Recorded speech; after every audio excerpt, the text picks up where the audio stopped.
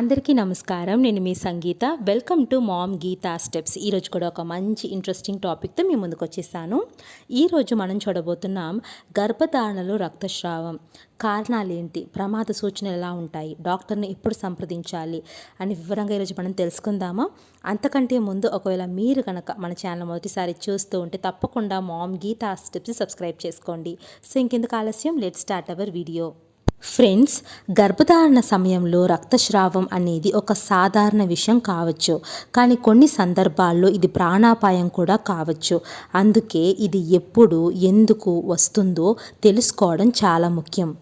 ముందుగా మనం అసలు రక్తస్రావం అనేది రావడానికి కారణాలు ఏంటో తెలుసుకుందాం. మొదటిగా చూస్తే ఇంప్లాంటేషన్ బ్లీడింగ్. ఇది ఎప్పుడు వస్తుంది అని చూస్తే గర్భం వచ్చే సమయంలో గర్భసంచి గర్భాశయానికి అంటుకునే సమయంలో స్వల్ప రక్తస్రావం అనేది అవుతుందండి. ఇది చాలా సాధారణం, చాలా తక్కువ సమయమే ఇది అవుతుంది. 1-2 రోజులు డ్రాప్స్ లాగా వస్తుంది. చుట్టూ ఎటువంటి నొప్పి అనేది ఉండదు, ఎలాంటి అస్వస్థతలు ఉండవన్నమాట. ఇలా కనుక మీకు కొంచెం బ్లీడింగ్ అవుతూ ఉంటే ఇది ప్రమాదాన్ని కలిగించదు. ఇక రెండవదిగా చూస్తే మిస్క్యారేజ్ అండి, రక్తస్రావం అంటారండి దీన్ని. ఎప్పుడు వస్తుంది అంటే గర్భం పెరిగే సమయంలో వృద్ధి చెందడంలో సమస్యలు వచ్చినప్పుడు మీకు మిస్క్యారేజ్ అవుతుంది.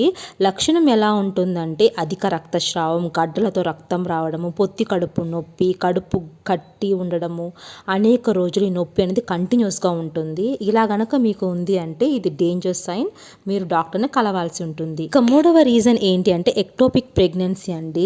గర్భం అనేది గర్భసంచిలో కాకుండా ఫాలోపియన్ ట్యూబ్లో పెరిగినప్పుడు ఈ యొక్క ప్రాబ్లం వలన రక్తస్రావం అనేది అవుతుంది. దీని లక్షణం ఎలా ఉంటుందంటే తీవ్రమైన పొత్తి కడుపు నొప్పి, తలనొప్పి, చలిగా ఉండడము, భుజాల నొప్పి రావడము, ఎక్కువగా గడ్డలతో రక్తస్రావం రావడం మీరు గమనిస్తారు. ఇది కూడా డేంజర్ సైన్ అండి, డాక్టర్ను కలవాల్సి ఉంటుంది. ఇక నెక్స్ట్ ఏంటంటే ప్లసెంటా ప్రివియా. ఇది మీకు ఫస్ట్ 3 monthsలో కనిపించకపోవచ్చు. బ్లీడింగ్ అనేది మీకు సెకండ్ ట్రైమిస్టర్ మీరు గమనిస్తారు.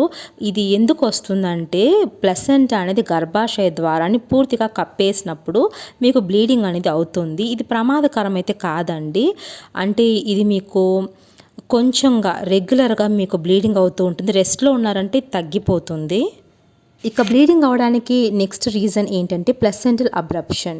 ప్లసెంటా గర్భాశయం నుండి విడిపోయినప్పుడు అప్పుడు మీకు చాలా తీవ్రమైన కడుపు నొప్పి వస్తుంది, రక్తస్రావం అవుతుంది, వెన్ను నొప్పి వస్తుంది, బిడ్డ కదలికలు తగ్గిపోవడం కూడా మీరు గమనిస్తారు. ఇది చాలా డేంజరస్ సైన్ అండి. ఈ విధంగా మీకు బ్లీడింగ్తో పాటు ఈ లక్షణాలు ఉంటే వెంటనే డాక్టర్ను కలవాల్సి ఉంటుంది.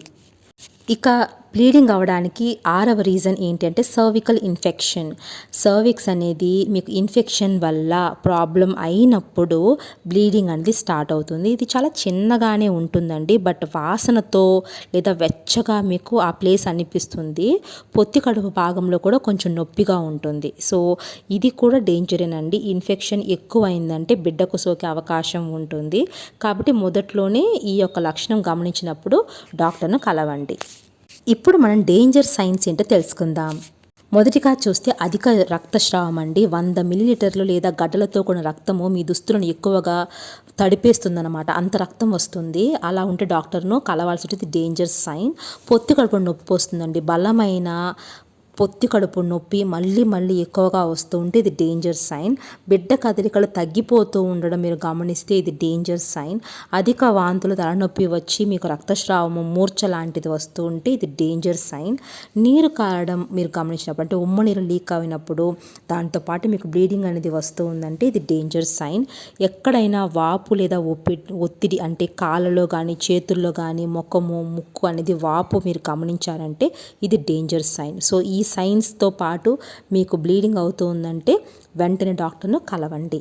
ఫ్రెండ్స్, ఇప్పుడు మనం ఎలాంటి టిప్స్ ఫాలో చేయాలి, మీకు ప్రెగ్నెన్సీలో బ్లీడింగ్ స్టార్ట్ అయిందని మీరు తెలుసుకున్నప్పుడు ఎలాంటి ముఖ్యమైన సూచనలు మీరు పాటించాలో తెలుసుకుందాం.